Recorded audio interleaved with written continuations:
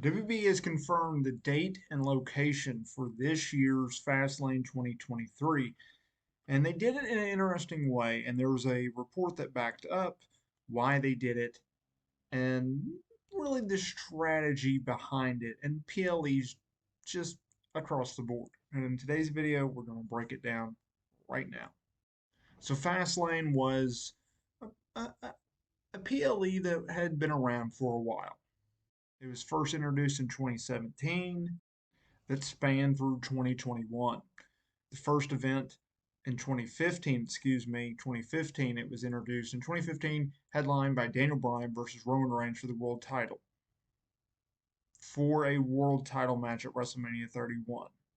The following year, Brock Lesnar, Dean Ambrose, Roman Reigns triple threat match for the world title at WrestleMania 32 to face Triple H. Obviously, Roman went on to beat Triple H for that. Kevin Owens versus Goldberg for the Universal title. Goldberg went over in 2017.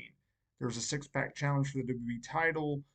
In 2018, The Shield headlined against Bobby Lashley, Drew McIntyre, and Baron Corbin in 2019. Roman Reigns versus Daniel Bryan for the Universal title was the most recent Fastlane event.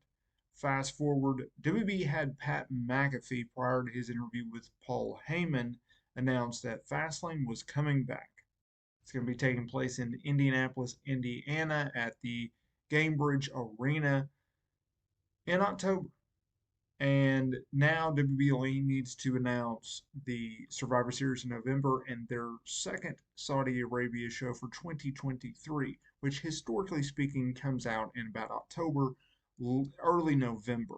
Now, look, Fightful Select, courtesy of Sean Ross Sapp, had an interesting report noting that WWE's strategy with their PLEs have changed because they look at the economics of the event, where it's going to be held, can they get it to be bid on by a city, similar to what they do for WrestleMania and SummerSlam and Royal Rumble? And is there a big enough demand in the area that they're going to be running to hold a stadium show, or they'll just do a traditional arena show?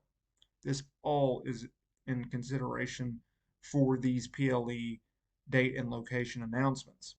And the report also brought up an interesting fact of like, if you look at the 2022 schedule, WB announced all of their PLEs and really all of their touring dates at once at one given time in a press release, right?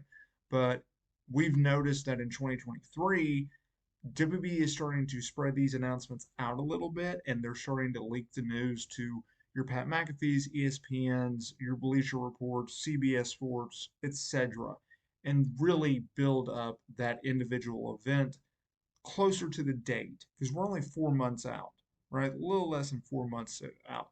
That's a pretty short window to build interest and sell tickets and hopefully sell out the joint, right? So, interestingly enough, but WWE Fastlane 2023, it's coming back.